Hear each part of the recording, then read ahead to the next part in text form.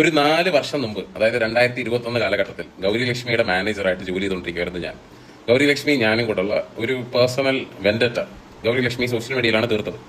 ഗൗരി ലക്ഷ്മി ആ സമയത്ത് സോഷ്യൽ മീഡിയയിൽ തീർത്ത സമയത്ത് ഞാനും ഗൗരി ലക്ഷ്മിയും കൂടെയുള്ള വളരെ പേഴ്സണൽ ആയിട്ടുള്ള കാര്യങ്ങൾ കുറച്ച് പുട്ടൗട്ട് ചെയ്തിട്ടുണ്ടായിരുന്നു.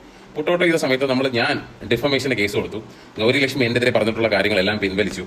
അതിനുശേഷം ഗൗരി ലക്ഷ്മിക്ക് ആകെ പറയാനുള്ളൊരു കാര്യം, ഗൗരി ലക്ഷ്മി ഉണ്ടാക്കിയെടുത്തൊരു കഥയായിരുന്നു. ആ ഉണ്ടാക്കിയെടുത്തൊരു കഥയ്ക്ക് കൂട്ടുപിടിക്കാൻ വേണ്ടിയിട്ട് 17 വയസ്സുള്ളൊരു കുട്ടി ഉണ്ടായിരുന്നു. ആ കുട്ടീനെ കൊണ്ടിട്ട് ഗൗരി ലക്ഷ്മി എൻ്റെ പേരിൽ ഒരു പോക്സോ കേസ് കൊടുത്തു. ആ പോക്സോ കേസ് കൊടുത്തതിന് ശേഷം എനിക്കുണ്ടായിട്ടുള്ള ഒരു പ്രശ്നങ്ങളും മാനഹാനികളും ബുദ്ധിമുട്ടുകളും വളരെ വലുതായിരുന്നു. എന്നെ അറിയുന്ന എൻ്റെ സുഹൃത്തുക്കൾക്ക് അറിയാം അതിനെക്കുറിച്ചുള്ള കാര്യങ്ങൾ. ഇതിനെക്കുറിച്ച് നമ്മൾ പുട്ടൗട്ടും കൂടെ ചെയ്തിട്ടുണ്ട്. ഞാനിതിപ്പോൾ പറയുന്നതിൻ്റെ കാര്യം എന്താണെന്നല്ല നിങ്ങൾ ചിന്തിക്കുന്നത്, പറഞ്ഞുതരാം.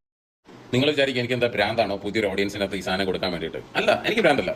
കാരണം ഞാൻ 2021 അനുഭവിച്ചതിനെക്കാട്ടി വലിയ കഥകളൊന്നും ഞാനിവിടെ അനുഭവിക്കാൻ വേണ്ടി പോകുന്നില്ല. ഇനി ഞാൻ അനുഭവിക്കാൻ വേണ്ടി നിൽക്കുന്നതുമില്ല. അന്നത്തെ സമയത്ത് നറേറ്റീവ് അവരായിരുന്നു ഹോൾഡ് ചെയ്തത്. ഈ പ്രാവശ്യം നറേറ്റീവ് ഞാനാണ് ഹോൾഡ് ചെയ്യുന്നത്. അതുകൊണ്ട് ഞാനൊരു കാര്യം പറയാം. നമ്മൾ 2 മാസത്തിനുള്ളിൽ ആ കേസിന്റെ വിധി വരും. ആ കേസിന്റെ വിധി വരുന്ന സമയത്ത് നമ്മളൊരു പ്രസ് കോൺഫറൻസും കൂടെ നടത്തുന്നുണ്ട്.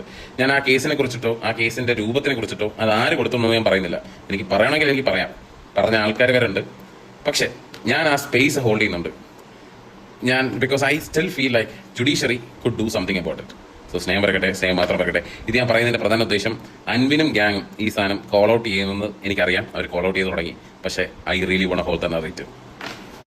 പിന്നെ 4 വർഷത്തിന് മുകളിൽ നടന്നതിന്റെ കഥകൾ നീയൊക്കെ എടുത്തുകൊണ്ട് വരുവാണെങ്കിൽ, അൻവിനെ സുനിലോജി ഏത് മാങ്ങാത്തുലിയാണെങ്കിലും ആയിക്കോട്ടെ എടുത്തുകൊണ്ട് പോവാ. പക്ഷേ let me put it out in A very beautiful way that you guys can understand. എന്നെ അന്നും ഇന്നും അറിയുന്ന സുഹൃത്തുക്കളും സുഹൃത്ത് വലയങ്ങളും എനിക്കുള്ളൂ. അതുകൊണ്ട് നീയൊക്കെ എന്തെങ്കിലും ആക്കുവാണെങ്കിൽ ആക്കുക. അതുകൊണ്ട് സ്നേഹം പറയട്ടെ, സ്നേഹം മാത്രം പറയട്ടെ. അത് മാത്രമേ പരക്കാവുള്ളൂ.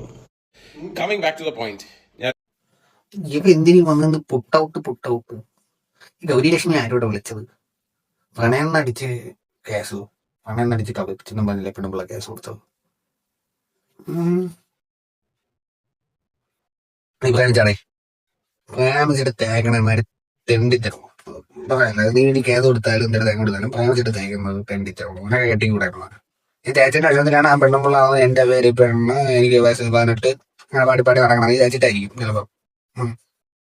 നിന്റെ ആ ഒരു തേപ്പ് കാരണം അഭിന്ന പാട്ട് കാരണം ഇറങ്ങിയിട്ടുള്ള അറിയാമോ? എന്റെ ആ തേപ്പ് കാരണം.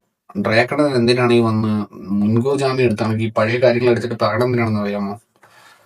അൻവിനും ഗ്യാങ്ങും ഡ്രേക്കിന്റെ കുറച്ച് കാര്യങ്ങൾ എക്സ്പോസ് ചെയ്യാൻ തുടങ്ങി എന്ന് പറയുന്നു. അതുകൊണ്ട് മുൻകൂർ ജാമ്യം, അതായത് ഞാൻ 4 വർഷം മുമ്പ് ഞാൻ ഇങ്ങനെ ആയിരുന്നു, എനിക്ക് ഇങ്ങനെ ഒരു കേസുണ്ട്, അത് 4 വർഷം മുമ്പാണ്, പാസ്റ്റ് ഈസ് പാസ്റ്റ് എന്നുള്ള രീതിയിൽ ഡ്രേക്ക് വന്ന് മുൻകൂർ ജാമ്യം എടുക്കുന്നു.